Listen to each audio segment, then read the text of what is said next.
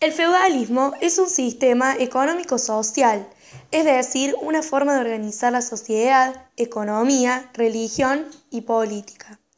Surge entre los siglos IX y X como consecuencia de la crisis del Imperio Romano y de las invasiones de los pueblos germánicos. El feudalismo se caracteriza por su economía agrícola, entre los nobles el vasallaje, entre los nobles y campesinos el vasallaje. El poder político se fragmenta y es ejercido por el rey y la nobleza. Ahora vamos a hablar un poco de lo que es el feudo.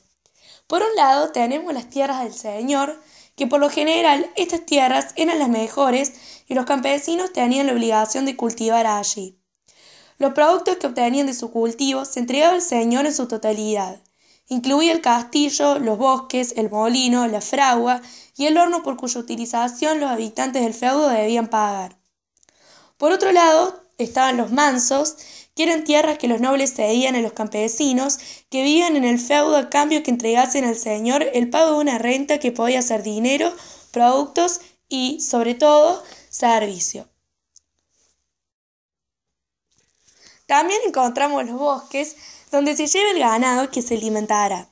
También era un lugar de refugio, no solo ante las invasiones, sino también para escapar de la ley. Allí se escondían los siervos que buscaban escapar del alcance de su señor. En este momento del video nos vamos a tomar un tiempo para explicar la pirámide. Está dividida en estamentos privilegiados y en estamentos no privilegiados. Dentro de los estamentos privilegiados encontramos al rey, al alto clero y a la alta nobleza, el bajo clero y la pequeña nobleza. Y dentro de los estamentos no privilegiados encontramos a los siervos y a los campesinos. La sociedad feudal se caracterizó por estar organizada sobre la base de una economía campesina, en la cual la mayor parte de la población cultivaba la tierra y criaba animales. La finalidad principal de la actividad económica fue producir lo necesario para la subsistencia, pero los campesinos debieron producir para sostener económicamente a la nobleza guerrera y sacerdotal. Los feudos eran autosuficientes, producían todo lo necesario para vivir debido a la decadencia de las ciudades y a la desaparición del comercio. El señor vivía en el castillo, en sus tierras se levantaban las aldeas donde vivían los campesinos que dependían de él.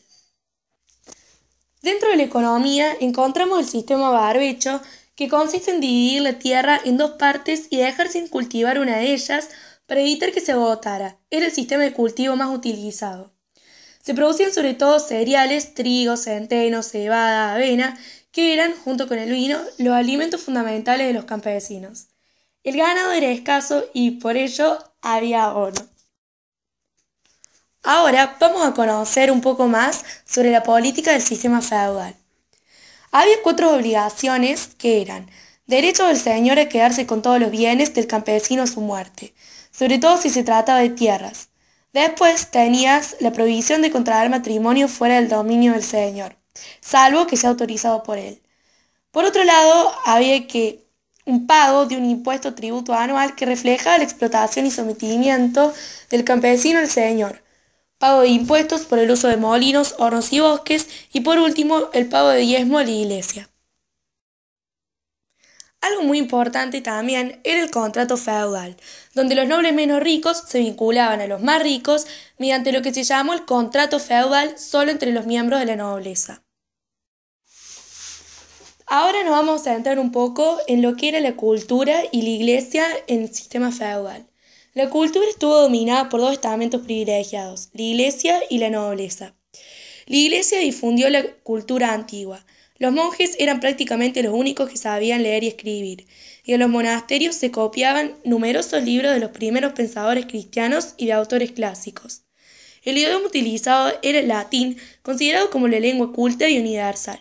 Se organizaron escuelas de instrucción en las abadías e iglesias.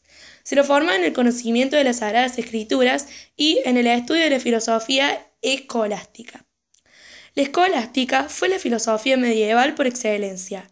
Este nuevo pensamiento alcanzó su máxima expresión en la obra de Santo Tomás de Aquino en el siglo XIII.